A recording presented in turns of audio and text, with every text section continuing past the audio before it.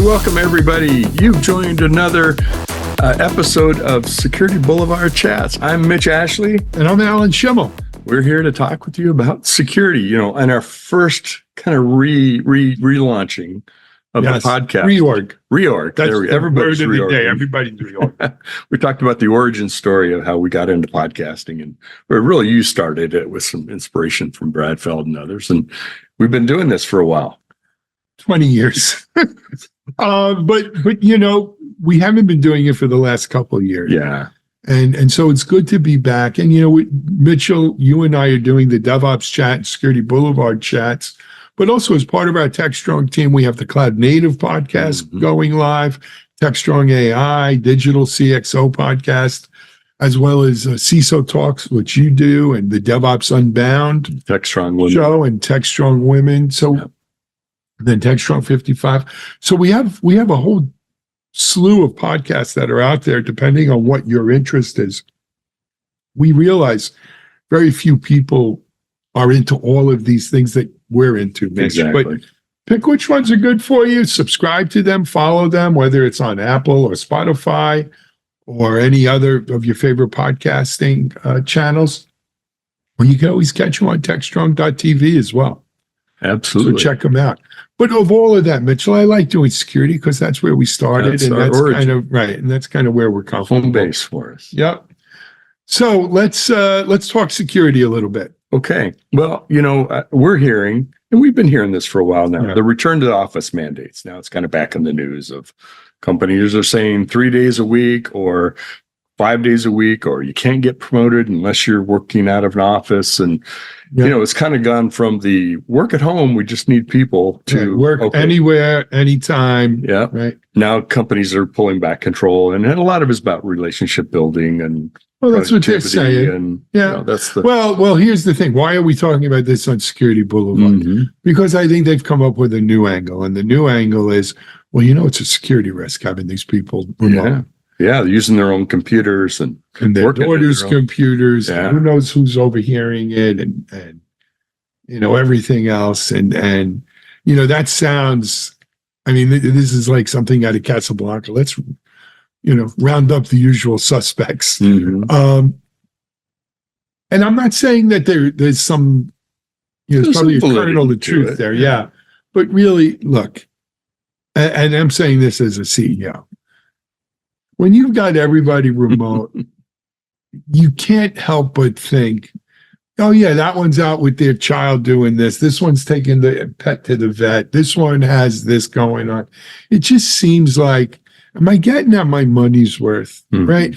We all try to hire adults. We all try to act as adults, but we've also all seen the stories of people with 2 full-time jobs or more. Exactly. Yeah. Or, the average at-home person is working maybe 4 hours a day and stuff like that. And then the productivity losses extend to, the collaboration and people who zoomed out and even they're on Zoom but they're not paying attention.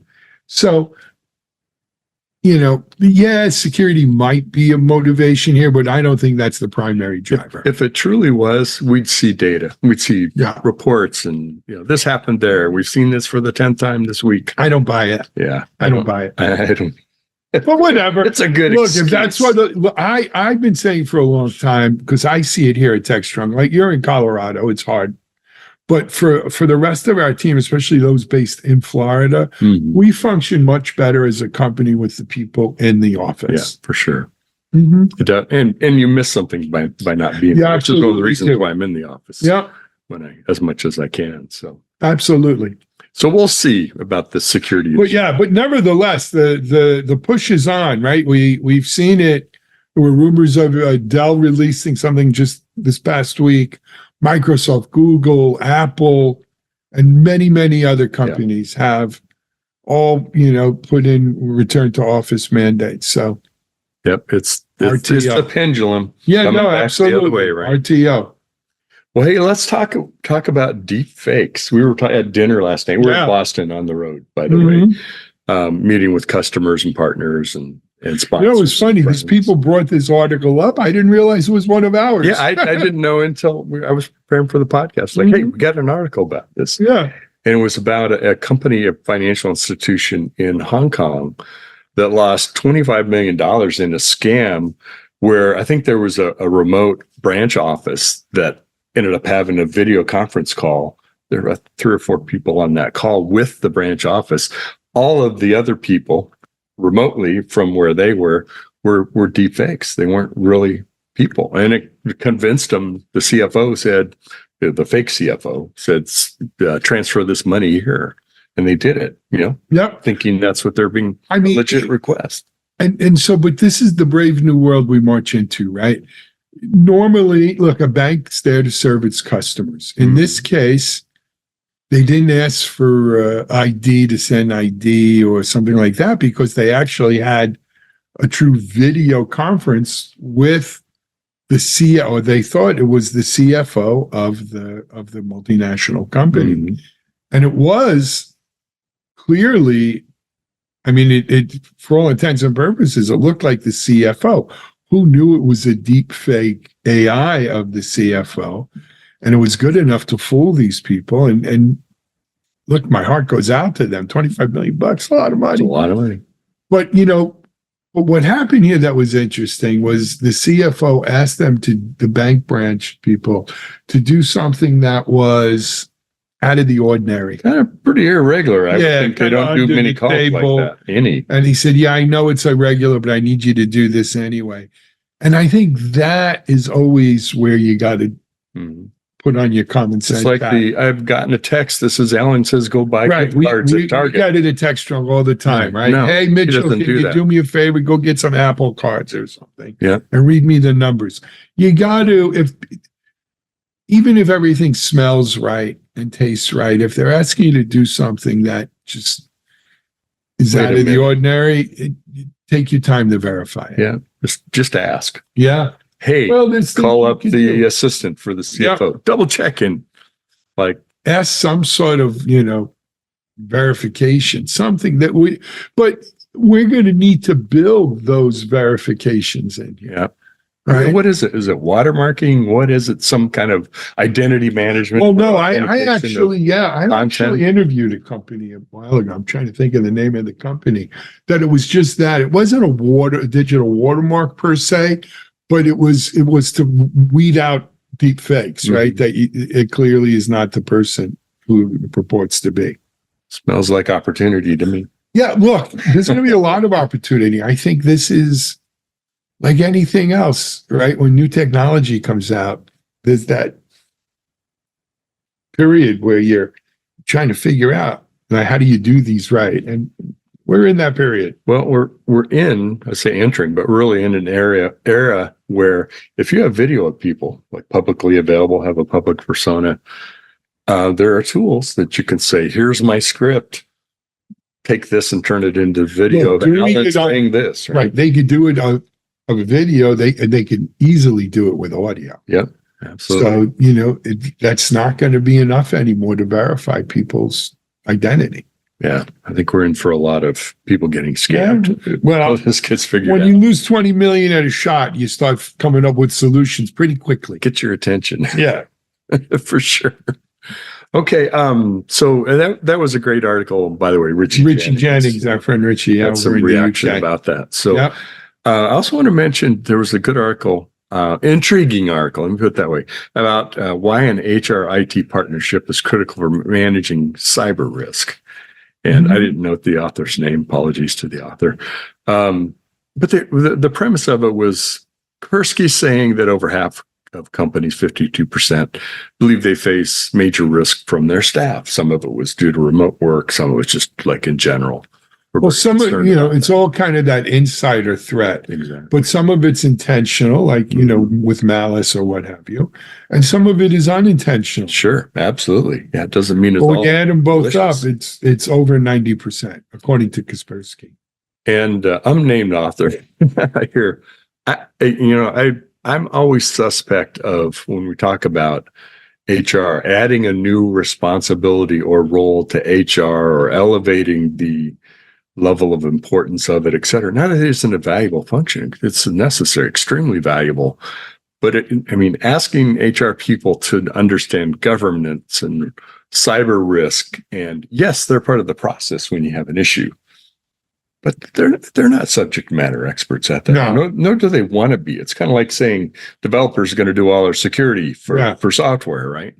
They're not security people. They're developers. So I have a little bit of a different opinion than the article states, but he recommended some areas of alignment around regulatory compliance, controlling employee data access, managing data disclosures, championing cyber risk culture. Now that might be because it's a training thing that totally fits. The others I'm not so sure about. I don't know either, to tell you the truth. Look,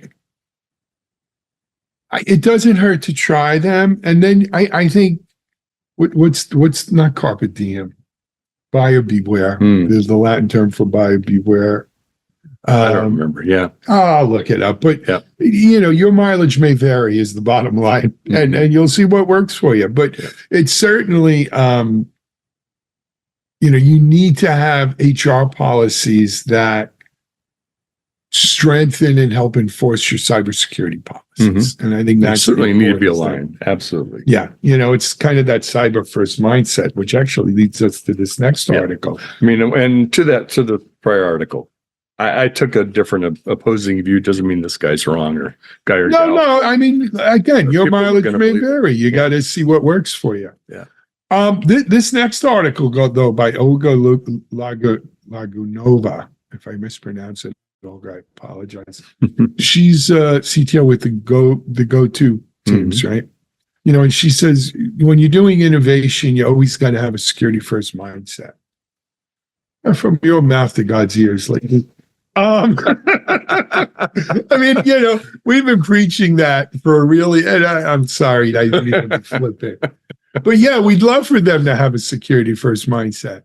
My problem is, I just don't think the world necessarily, works that way. It doesn't. It doesn't. It's, it's one of those and it must be secure, right? Right. So I think, as I read the article, I was thinking about, what it's about is you have to bring that into the conversation, not just expect that security's everybody's job, so it's nobody's job, right? Exactly. That's not there is that. If you're expecting, the board on down or the product management team on down or everybody to take security as important as we do in our roles, that ain't going to happen. That's not their job. And I think it's also, again, somewhat naive in terms of what does the creative process look like? The creative process, in my experience, it's always built around an aha or eureka moment where, man, this would be great, right? This would be something people really want. This is something we need to do.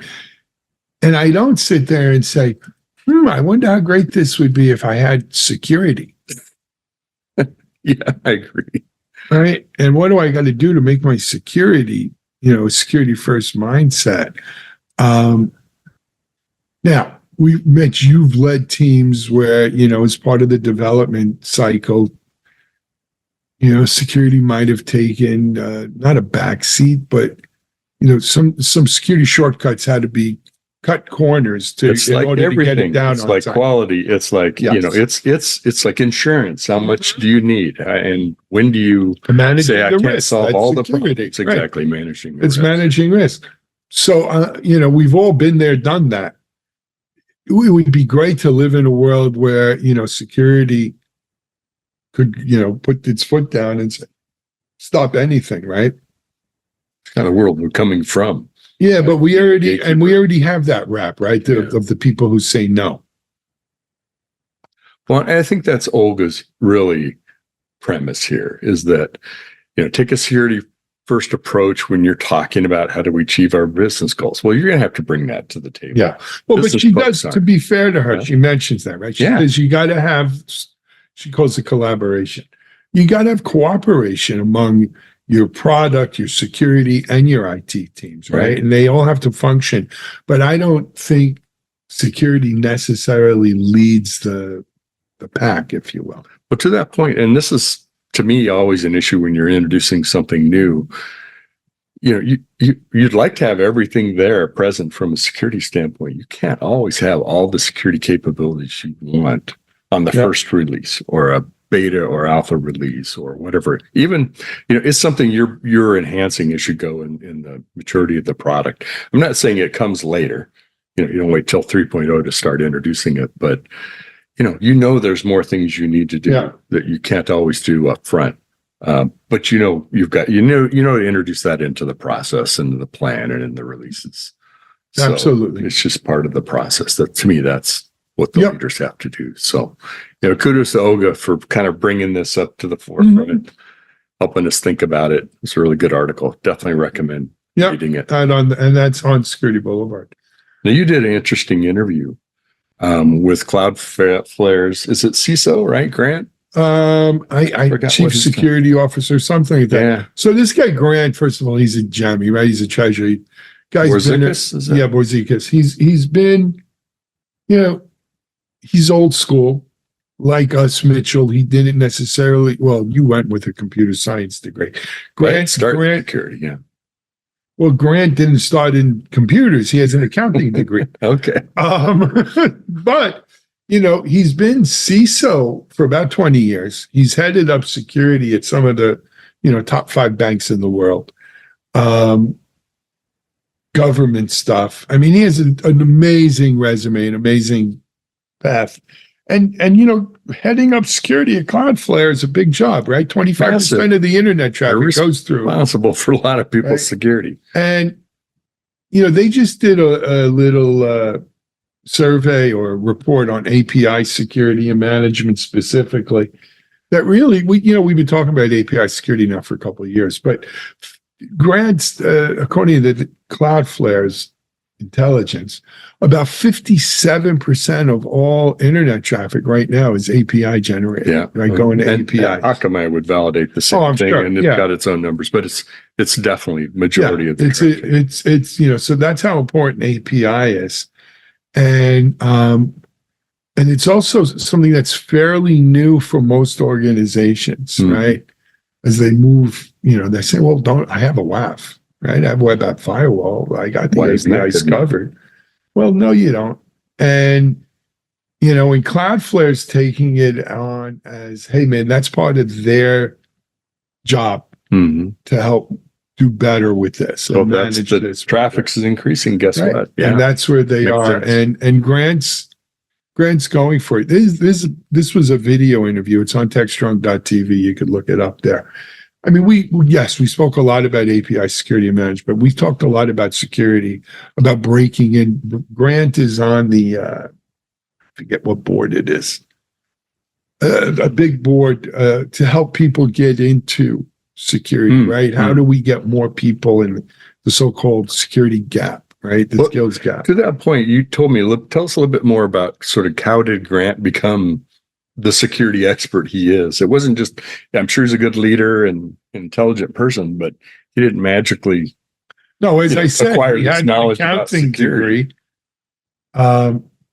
Boy, you put me on the spot. Wasn't he reading a lot of? No, he's. Oh yeah, so he believes in reading books, right? Just Grant would read books like one a day or 3 a week. As soon as he finished one, he'd pick up the other one, and he's totally self-taught from reading books, like real books. By the way, this is before there was Kindle and all of that. Yeah. No, he'd go to the bookstore and buy books and read technical books on these things, and he's very self-taught with that, and rose up through the ranks, the hard way. But knows his stuff. I mean, as I said, he's a treasure. I can't wait to have him back on. I told the Cloudflare folks we'd love to do something around this with Grant. So looking forward to it. If you get a chance, go on TechStrong TV and check out the interview. It's a great interview. Very cool. Yeah. But before we wrap up, I didn't plan this in the kind of schedule of conversation. Okay, we're going off script. We're going off script. We're hitting the dirt here. RSAC is coming up. We have our in May. We have our one-day event that we have. Right, our DevSecOps. This is, I think, the 8th or 9th year for DevOps Connect DevSecOps. Yeah. On the Monday of RSA week. Once again, we're doing it. This year's theme is DevOps Connect DevSecOps with generative AI. How's generative AI influencing or affecting DevSecOps. Mark Miller, our friend Mark, who's been working with us on this for all these years, he's helping assemble the speakers. We have an amazing lineup. It's a killer lineup. It is. Yeah, we have, I think, the chief security officer at OpenAI. We have a top guy from I always mispronounce the name, Anthropic.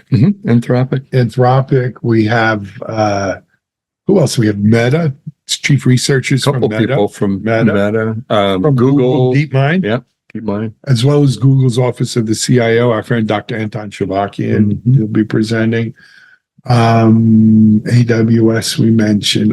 Some sci-fi dude, right? Oh, and then the keynote is great. David Brin, who's pretty well known. You're a fanboy. Yeah, well, I've read almost all of David's books. Yeah, I've read some of them, not all of them. But but he's also a PhD from NASA JPL, where he's worked for years. And he's probably one of the leading futurists for the last, 35, 40 years, talking about AI and stuff like that, writing about it before it was cool and before we ever heard of ChatGPT. So that's going to be a great event. It's Monday, May 6th. I'm not sure if RSAC's website has all of the information that you don't have to register to attend it. I think you just, what do they call it? Designate an interest in it or something like that as part of your regular registration. You do need an RSA badge to get in, but even an Expo Only Pass will get you in. And if you go to our page on TechStrong Events and go to the RSAC DevSecOps event, I believe we have the code there for a free Expo Pass. Yeah, we'll get you in. So you get you in there. It won't cost you anything. It's going to be a great day. Don't miss that one. I'm excited. So I'll have a lot of fun. I'll be doing a panel there. Right. You're doing a panel. I actually, fortunately, I was going to say unfortunately, but no, my youngest son's college graduation is that day. So I'll be in that evening, but not there during the day. I'll miss you there, but I'll have fun stepping in and helping out. I think we're expecting a big attendance. So there should be between. Actually, David Brin will also be doing a book signing with one of his recent books. I don't remember which one off the top of my head. And it'll be a fun day. There'll be more book signings there as well. Fantastic. It's exciting. Yep. I should mention we have sponsorships available for that too. If we do.